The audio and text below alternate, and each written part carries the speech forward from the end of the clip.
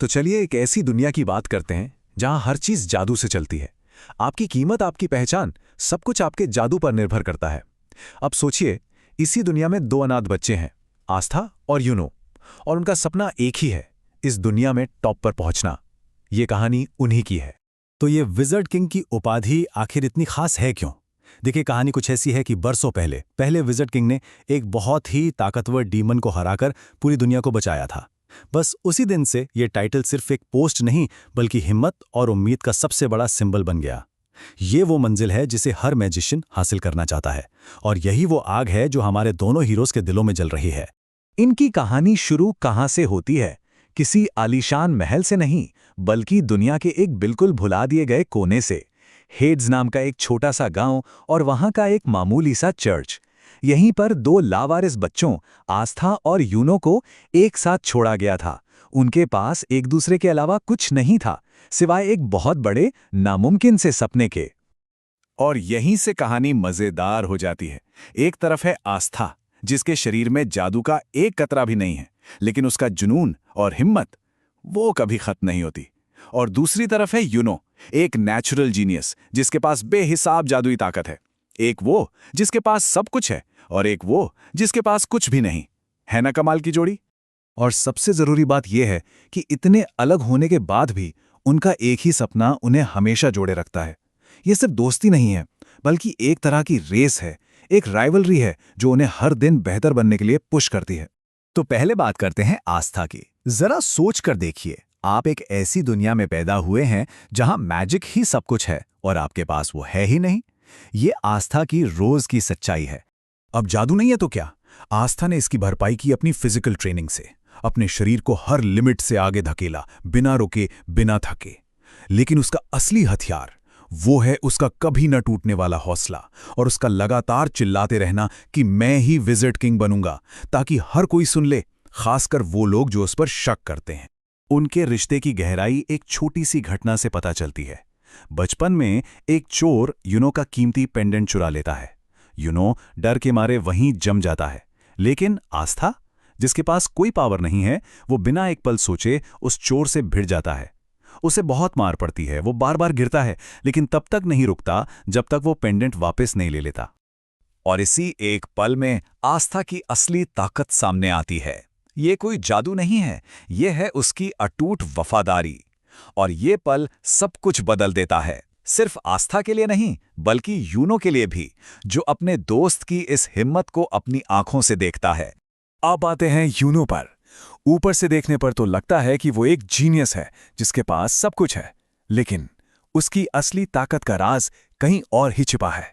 यकीन करना मुश्किल होगा, लेकिन आज हम जिस शांत और कॉन्फिडेंट यूनो को जानते हैं, वो बचपन में बहुत रोता था।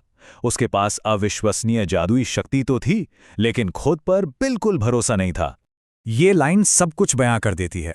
यूनो आस्था के अंदर एक ऐसी ताकत देखता है जो किसी भी जादू से कहीं ज्यादा बड़ी है, और वो है कभी हार ना मानने की ताकत। ये एक ऐसी पावर है जिसकी वो दिल से इज्जत करता है। और वही पल जब उसने आस्था को बिना डरे लड़ते देखा, यूनो ने कसम खाई कि वो अब कभी नहीं रोएगा। उसने अपने दोस्त के अटूट इरादे को अपनी प्रेरणा बना लिया। मतलब एक अंडरडॉग ने एक जीनियस को रास्ता दिखाया, और वहीं से यूनो के महान बनने का सफर शुरू हुआ। बस उसी एक पल के बाद उनकी दोस्ती एक जबरदस्त राइवलरी में बदल जाती है। अब वो सिर्फ एक दूसरे के दोस्त नहीं हैं, बल्कि एक रेस में हैं, ये देखने के लिए कि विज़र्ड किंग की गद्दी तक पहले कौन पहुंचता है। तो देखिए, ये सब हुआ कैसे। बचपन की प्रेरणा एक वादे में बदली, फिर आया ग्रिमोर सेरेमनी का दिन। किस्मत ने यूनो को लेजेंडरी 4 पत्ती वाला क्लोवर दिया, जो गुड लक का प्रतीक है। और आस्था, उसे कुछ नहीं मिला, लेकिन ठीक जब लगा कि खेल खत्म हो गया, तभी एक रहस्यमयी 5 पत्ती वाला ग्रिमोर आस्था के सामने आ गया, और उसने गेम को हमेशा के लिए बदल दिया।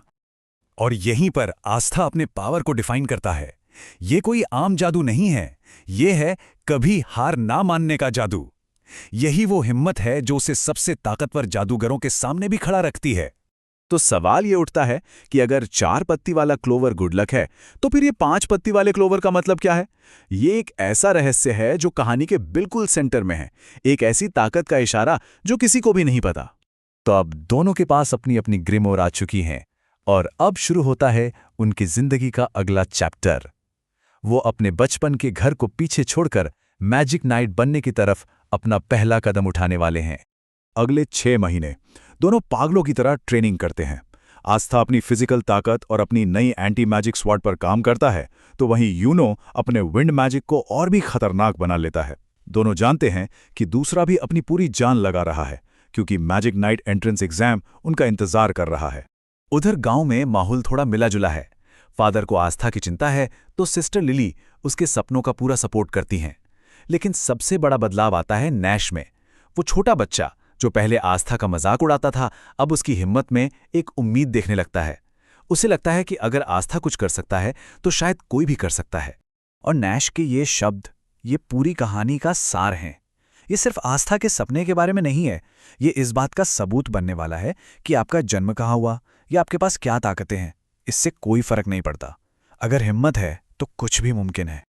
और इसी के साथ वो अपने घर को, अपनी दुनिया को अलविदा कहते हैं और रॉयल कैपिटल की तरफ निकल पड़ते हैं।